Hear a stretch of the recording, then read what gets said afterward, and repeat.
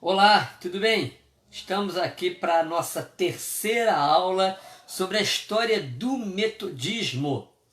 Levando-se em conta todas as considerações feitas com relação à origem do metodismo, podemos afirmar que ele se situa no momento de mudanças político-econômicas tanto na Inglaterra quanto em toda a Europa. Todos os biógrafos de John Wesley e do metodismo reconhecem a importância dos movimentos de avivamento do século XVIII na Inglaterra, principalmente o que se refere diretamente à vida de John Wesley e dos metodistas e as suas consequências indiretas em outros países da Europa. A Igreja Anglicana, apesar das suas qualidades redentoras, necessitava de reforma. E isso porque a idade da razão tinha esquecido certas prioridades fundamentais das pessoas. Isso fez com que a religião natural obtivesse, então, êxito ao satisfazer algumas expectativas neste contexto. Mas o coração das multidões desejava algo mais. A fraqueza e o insucesso da igreja oficial, que não conseguia providenciar soluções adequadas para o caos instalado, além da inflexibilidade do sistema paroquial, agindo com negligência quanto à sua posição frente aos novos desafios que surgiam e que exigiam uma postura firme diante da crise que afetava moralmente, politicamente e espiritualmente a Inglaterra, despertou na população uma expectativa de uma palavra de ordem em meio ao caos no país. A Inglaterra e grande parte da Europa já passava por sérios problemas socioeconômicos como resultado da transição da economia agrária e manufatureira para o modelo industrial, deixando assim severamente prejudicada grande parte da população. E nesse ambiente de iniquidade coletiva e pessoal, tanto por parte dos governantes quanto por parte do clero anglicano, surgiram as vozes dos pregadores clamando nos campos e nas cidades, chamando os pecadores ao arrependimento. Na Inglaterra, em 1703, no reitorado de Lincolnshire, em Epworth, nascia John Wesley. Seu pai, Samuel Wesley, e a sua mãe, Susanna Wesley, tiveram uma educação rígida no ambiente da igreja anglicana. A biografia do pai de John Wesley o identifica como um homem hábil, entusiasta, mas também teimoso e difícil. Ao mesmo tempo em que se apresentava como poeta, também era controverso como religioso e como político. Já a mãe, Susanna, era uma mulher dócil e prendada educadora, voltada sempre para o dever de uma matriarca responsável por uma grande família. E foi nessa austeridade que John Wesley e seus irmãos foram educados. Mais tarde, por volta de 1725, John e Charles estavam na Christian Church, no Lincoln College, onde organizaram o chamado Clube Santo. O movimento de avivamento wesleyano nasceu da organização de 3 sociedades. A primeira em Oxford, no Lincoln College, a segunda em Savannah, na Geórgia, Estados Unidos, e a terceira em Fetter Lane, em Londres. Essas sociedades organizadas dentro da igreja anglicana, associadas à experiência espiritual de John Wesley, ocorrida lá no ano de 1738, na rua Aldersgate, história que nós conhecemos, em Londres, marcam então a origem do movimento metodista wesleyano. Wesley sempre evitou utilizar o termo igreja quando se referia às sociedades, imprimindo a elas uma disciplina mais rígida, causa pela qual rapidamente cresciam e se multiplicavam. Por volta do ano de 1742, essas sociedades se dividiam em classes, com reuniões semanais para o cultivo da fé e planejamento do trabalho a ser desenvolvido durante a semana, além de aproveitarem a oportunidade para a coleta o funcionamento das suas atividades. Esse modelo de discipulado em células, desenvolvido pelas sociedades, se tornou forte dentro do metodismo britânico por mais de 200 anos. Foi a partir da experiência da comunidade de Bristol que as sociedades ampliaram as suas atividades com a disciplina mútua e o cuidado pastoral sob a orientação dos reconhecidos guias de classes, com forte calor humano e prática de solidariedade entre os metodistas, estes estimulados ao crescimento pessoal, além do abandono aos vícios e orientação às pessoas para uma disciplina pessoal e comunitária voltadas para as práticas solidárias para com o próximo, o que nós metodistas conhecemos como obras de misericórdia. Muitas pessoas viram essa disciplina e cuidado pastoral com simpatia e seguiram por amor a Deus, se firmando assim o movimento wesleyano, que das reuniões nas casas partiram para os edifícios comuns, iniciando dessa forma o culto wesleyano. Foi com George Whitefield que John Wesley desenvolveu a prática da pregação ao ar livre. Depois permitiu também que os seus auxiliares, pregadores leigos, usassem dessa mesma prática. Nessa modalidade de pregação, os metodistas encontraram o elo de identificação com as multidões. O culto wesleyano era fervoroso e festivo, marcado por uma celebração viva, acompanhado de muitas manifestações de poder do Espírito Santo. Mas John Wesley sempre procurava orientar para a prática do equilíbrio, evitando a extravagância emocional, enfatizando o modo de ser metodista com base na disciplina da vida em todos os sentidos, inclusive na prática dos cultos. Wesley reconhecia que somente pelo poder de Deus, tendo sempre como referência a sua experiência pessoal com o Espírito Santo, era possível ele dominar diante de si a multidão de pessoas que se aproximavam dele para ouvi-lo pregar e ensinar a respeito da palavra de Deus.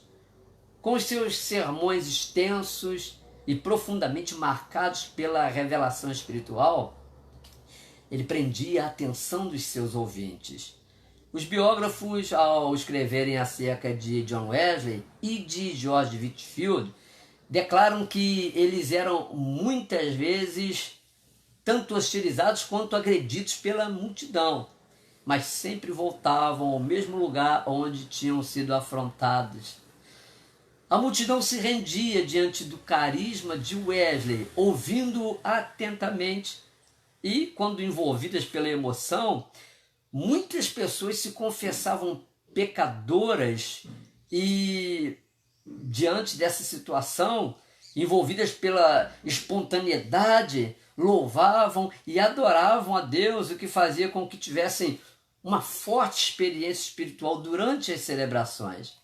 Essas manifestações de poder do Espírito Santo através da vida de John Wesley, enquanto pregava, provocava reações diversas nas pessoas, como cair no chão, se contorcendo, como se acometidas por dores violentas, enquanto clamavam pelo perdão e pela graça de Deus sobre as suas vidas. Os metodistas, ou os chamados wesleyanos, como também eram conhecidos, exerceram fortes influências na sociedade inglesa naquele tempo, enfatizando a necessidade da santidade de vida pessoal, não menos importante do que a santidade de vida social. Como metodistas, entendemos que na prática da fé não devemos nos isolar dos problemas do mundo. Pelo contrário, cremos ter sido chamados para sermos, conforme está escrito na Bíblia, o sal da terra e a luz do mundo, buscando a sua transformação e salvação através do Senhor Jesus. Mas para entendermos de fato a nossa origem, se faz necessário a compreensão de algumas teses levantadas por historiadores seculares e religiosos numa busca pela descoberta do que realmente fomos no passado. Ao lado da chamada Revolução do Sentimento, a Inglaterra passou, no século XVIII, por pressões internas de natureza socioeconômica, política e religiosa, devido à ruptura da economia agrária e o advento da sociedade fabril e industrial. E como resultado disso, ao lado de tendências político-religiosas, surgiu um novo cidadão denominado como proletariado industrial, que surge da fusão do homem do campo, caracterizado em sua maioria pelos pequenos proprietários rurais, e o operário têxtil, com funções ligadas à tecelagem manufaturada, além dos artesãos e operários fabris, dependentes do capital industrial. Alguns historiadores colocam sobre os wesleyanos a responsabilidade de impedimento da revolução social e política na Inglaterra nos séculos XVIII e XIX. O metodismo, enquanto movimento, contribuiu para a disciplina fabril do capital industrial, como também outros movimentos religiosos em sua origem contribuíram para a anarquia e a consciência sindical. Na Inglaterra, por exemplo, os não conformistas eram puritanos, petistas, metodistas e membros de outros grupos religiosos, assim chamados porque não se aliavam com as práticas da igreja. No decorrer do tempo, os não conformistas se infiltraram no meio dos grupos conservadores e mediaram entre os Tories e o sistema religioso econômico e o político da alta igreja. Além de John e Charles Wesley e Whitefield, o metodismo mesclou o espírito anglicano inglês com o inconformismo social do proletariado industrial, se colocando ao lado dos inconformistas e dos pobres, se posicionando a favor de uma ética conservadora voltada para a disciplina fabril, o que afetou o comportamento psíquico, tanto individual quanto coletivo, da massa proletária e do pobre na Inglaterra. No seu contexto original, o evangelismo metodista se orienta, além da ênfase na salvação espiritual da pessoa, também pelo interesse nas motivações dos movimentos operários dos pobres, com características libertadoras no aspecto que o relaciona às questões sociais. O movimento wesleyano contribuiu com o sistema filosófico laxista, caracterizado por sua doutrina de comportamento que suaviza e limita restrições e imposições colocadas pela moral cristã. Isso equivale a uma lavagem para a expurgação dos elementos tóxicos e também a limpeza do doente. Assim, o sistema laxista, ele distensiona os conflitos e a crise, possibilitando a busca de um tratamento da doença social. Neste aspecto, o avivamento metodista cumpriu o papel de desintoxicar a Inglaterra de sua convulsão social nos séculos XVIII e XIX. Não vem ao caso o questionamento do papel laxista na Inglaterra, mas sim o que foi feito no país a partir do laxismo evangélico, proposto pelo movimento metodista, com o objetivo de revitalizar o interior da igreja anglicana, com ênfase na sua atuação social, política e econômica, compatível com uma restauração integral. O sistema laxista deixou claro o seu interesse em desestabilizar o movimento inconformista, como, por exemplo, os inconformistas e os metodistas eram discriminados pela ordem e pela igreja da Inglaterra, porque suas propostas eram incompatíveis com o êxito nos negócios, sem condições de chegar ao poder e sempre subjugados pela alta igreja e pelo parlamento.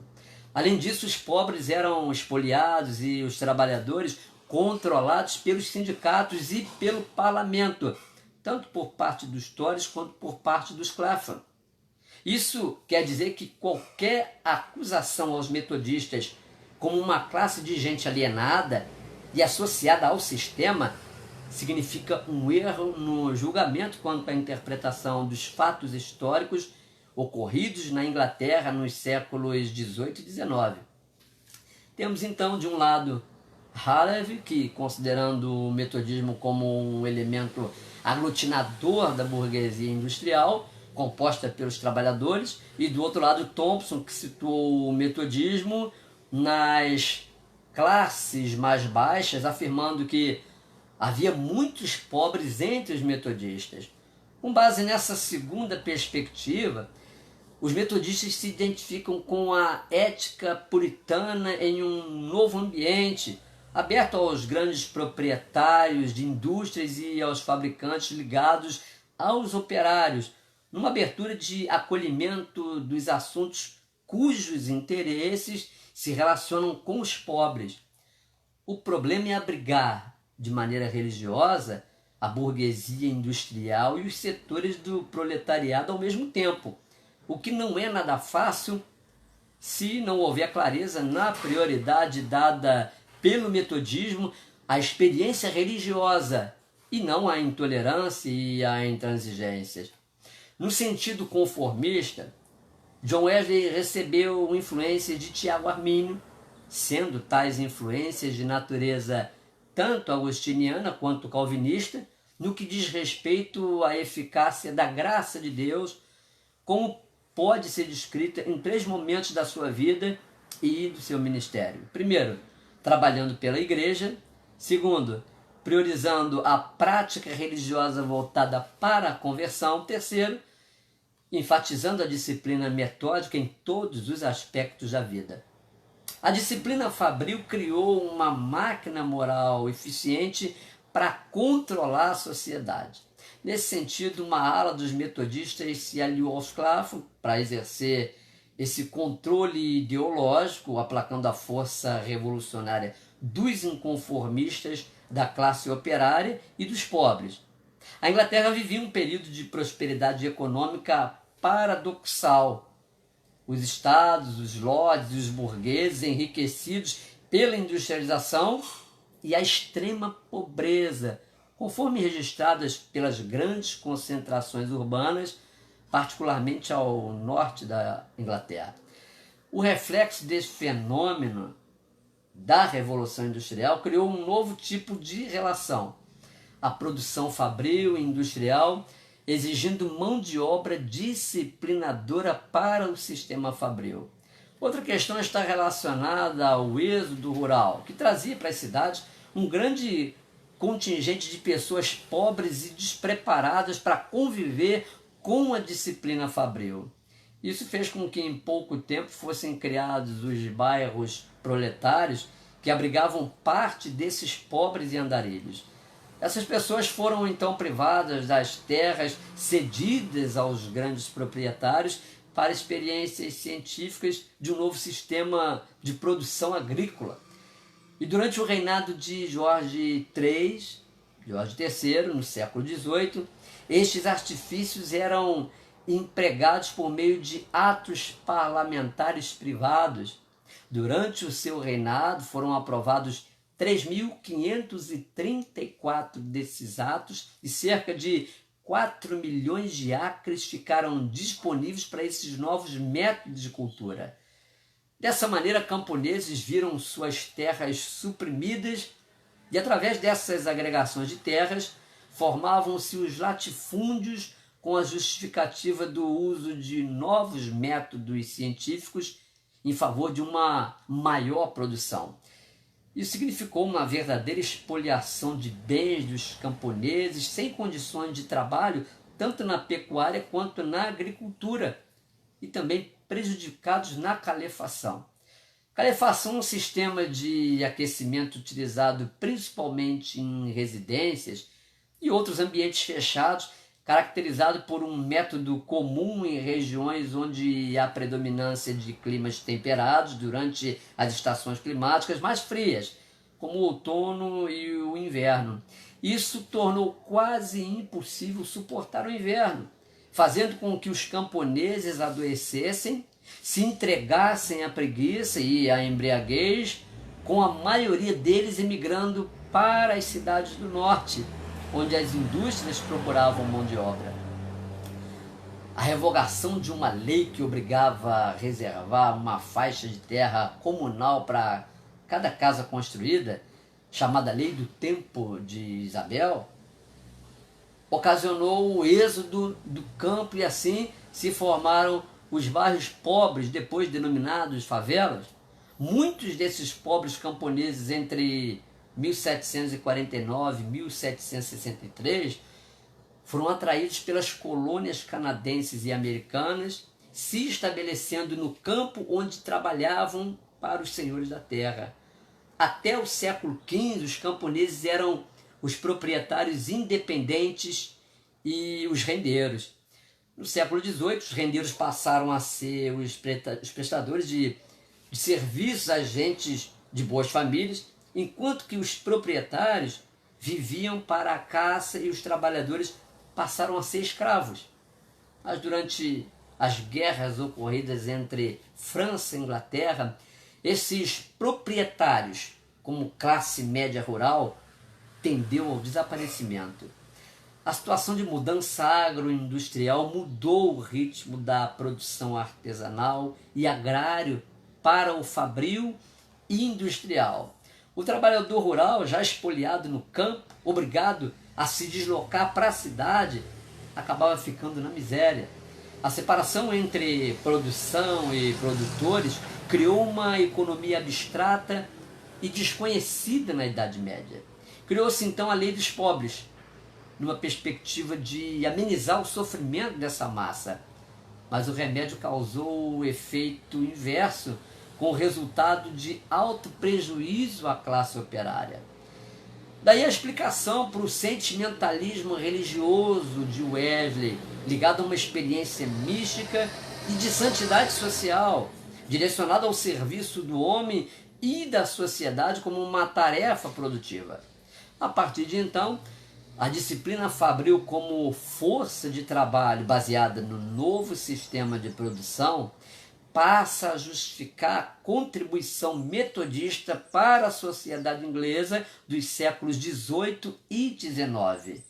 A Lei dos Pobres, que também ficou conhecida como ratos, recebeu este nome devido ao imposto estipulado em cada paróquia, visando cobrir a diferença que um trabalhador, diante das suas perdas, não conseguia cobrir com seu trabalho, ou seja, uma espécie de complementação de renda para o sustento da sua família. Para terem mais lucros, os proprietários e rendeiros empregavam lavradores que se propunham a ganhar menos, sendo seus salários complementados pelos impostos estipulados para o auxílio aos pobres. Essa mão de obra indigente arruinou pequenos rendeiros que, como contribuintes, eram obrigados a ajudar os empobrecidos. Assim, os camponeses e grande parte do proletariado se transformaram numa massa de miseráveis mal alimentados e sujeitos à caridade pública. Por isso não é difícil explicar, a partir destes fatos, a resposta ao apelo religioso salvacionista de Wesley e de outros movimentos de avivalismo inglês nos séculos XVIII e no século XIX. O crescimento do metodismo entre 1790 e 1832 estimulou nessa massa humana uma esperança de libertação e de salvação do sentimentalismo contra-revolucionário em relação à Revolução Francesa. Desde Wesley até o século XIX, o metodismo ele conformou esses grupos à disciplina capitalista fabril. E na convivência com aquele momento de ruptura social, econômica, política e religiosa, o movimento metodista deu a sua contribuição de esperança, desenvolvendo uma ideia de domínio por parte do homem sobre o capitalismo, o que significou o livramento de assim sucumbir diante das armadilhas do conformacionismo e da disciplina fabril. A importância do movimento metodista também confirma a sua atuação nas etapas transitórias e necessárias ao homem a fim de que não fosse tragado pela capitalista.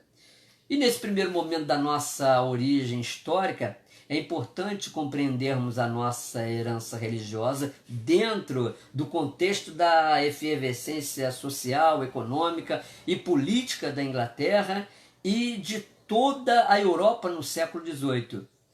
Num segundo momento falaremos da nossa herança norte-americana, contextualizando as missões dos que nos evangelizaram tanto no Brasil quanto por toda a América Latina.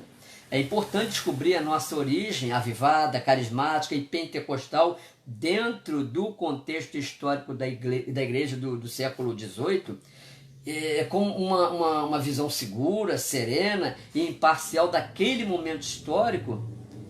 Fica mais fácil entender a nossa conexionalidade com o metodismo inglês e suas mediações norte-americanas. Estamos encerrando por aqui essa terceira aula sobre a história do metodismo e na próxima aula falaremos da nossa herança norte-americana e do desenvolvimento do metodismo brasileiro. Que Deus abençoe você e acrescente mais ao seu conhecimento a respeito da nossa história metodista e wesleyana. Um abraço.